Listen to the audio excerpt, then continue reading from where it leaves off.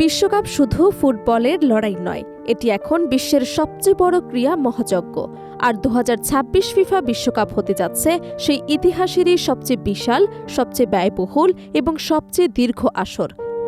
৪৮টি দল, ১০৪টি ম্যাচ, ৩টি দেশ ও ১৬টি শহর জুড়ে বসতে যাওয়া এই মেগা টুর্নামেন্ট ভেঙে দিতে চলেছে অতীতের সব রেকর্ড।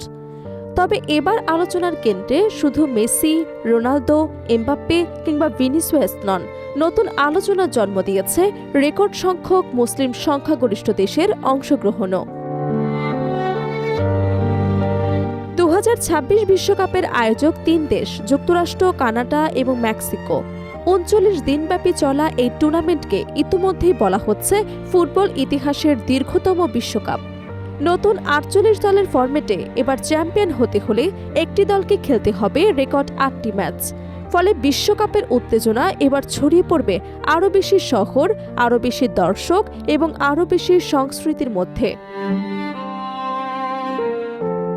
বিশেষ করে এবারের বিশ্বকাপে মুসলিম সংখ্যাগরিষ্ঠ দেশগুলোর উপস্থিতি ফুটবল বিশ্বে নতুন আলোচনার জন্ম দিয়েছে। ২০২২ কাতার বিশ্বকাপে যেখানে মুসলিম দেশের সংখ্যা ছিল মাত্র ৬টি, সেখানে এবার সেই সংখ্যা বেড়ে দাঁড়িয়েছে ১৪টিতে। অর্থাৎ ৪৮ দলের প্রায় ৩০% মুসলিম সংখ্যাগরিষ্ঠ দেশ। এশিয়া থেকে অংশ নিচ্ছে সৌদি আরব, কাতার, ইরান ও ইরাক। তাদের সঙ্গে প্রথমবারের মতো বিশ্বকাপের আলোয় পা রাখতে যাচ্ছে জর্ডান ও উজবেকিস্তান। আফ্রিকা থেকে থাকছে মরক্কো, মিশর, আলজেরিয়া, তিউনিসিয়া, সেনেগাল এবং নাইজেরিয়া। ইউরোপ থেকে প্রতিনিধিত্ব করছে তুরস্ক এবং বসনিয়া হার্জেগোভিনা। এবারের আসরে রয়েছে কয়েকটি আবেগঘন প্রত্যাবর্তনের গল্প।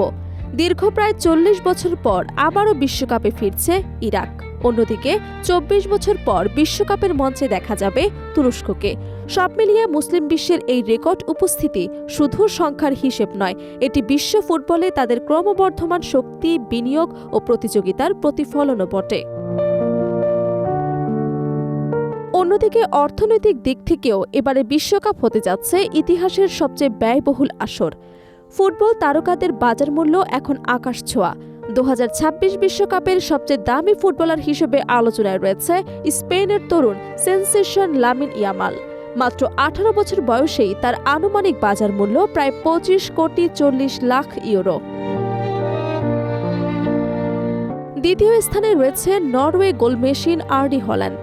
ধারাবাহিক গোল করার কারণে ইউরোপের অন্যতম সেরা স্ট্রাইকারে পরিণত হওয়া এই তারকার বাজার মূল্য প্রায় ১৯,৯০,০০,০০০ ইউরো। তৃতীয় স্থানে আছে ফ্রান্সের অধিনায়ক কিলিয়ান এমবাপ্পে, যার বাজার মূল্য প্রায় ১৯ কোটি ইউরো। তার নেতৃত্বেই সবচেয়ে বেশি দামি স্কোয়াড নিয়ে বিশ্বকাপে খেলতে যাচ্ছে ফ্রান্স। তবে এবারের বিশ্বকাপ শুধু তরুণদের জন্য নয়, অভিজ্ঞ কিংবদন্তিদের শেষ নাচ হতে পারে। ৪০ বছর বা তার বেশি বয়সী ফুটবলারের সংখ্যা এবার রেকর্ড ৮ জন। এই তালিকায় রয়েছেন Cristiano Ronaldo, Luka Modric, Manuel Neuer, Edin Dzeko এবং গিয়োমো ওচোয়ার মতো কিংবদন্তিরা। ফলে ২০২৬ বিশ্বকাপ হতে যাচ্ছে একদিকে নতুন প্রজন্মের উত্থানের গল্প, অন্যদিকে পুরনো কিংবদন্তিদের বিদায়ের মঞ্চ। মাঠের খেলোয়াড়দের মতো ডাক আউটের কোচদের পারিশ্রমিকও এবার চমকে দেওয়ার মতো। সবচেয়ে বেশি বেতন পাওয়া কোচ ব্রাজিলের কার্লো আনচেলত্তি। ব্রাজিলের হেক্সা মিশনের জন্য তাকে বছরে দেয়া হচ্ছে প্রায় ৮২,৮০,০০০ পাউন্ড। দ্বিতীয় স্থানে ইংল্যান্ড কোচ টমাস টুখেল এবং তৃতীয় স্থানে যুক্তরাষ্ট্রের মাউরিসিও পচেতিনো। সব মিলিয়ে ২০২৬ বিশ্বকাপ শুধু একটি টুর্নামেন্ট নয়, এটি ফুটবলের নতুন যুগের সূচনা। মেক্সিকের ঐতিহ্য, কানাডার শীত এবং যুক্তরাষ্ট্রের চোখ ধাঁধানো স্টেডিয়াম মিলিয়ে তৈরি হচ্ছে এক অবিশ্বাস্য ফুটবল উৎসব। হয়তো এটাই হবে মেসি এবং রোনালদোর শেষ বিশ্বকাপ। হয়তো এখান থেকে জন্ম নেবে নতুন কোনো ফুটবল সম্রাট। তবে একটি বিষয় নিশ্চিত, ১০৪ ম্যাচের এই দীর্ঘ মহাযাত্রা ফুটবল ইতিহাসের সবচেয়ে রোমাঞ্চকর অধ্যায় হয়ে থাকবে বহু বছর।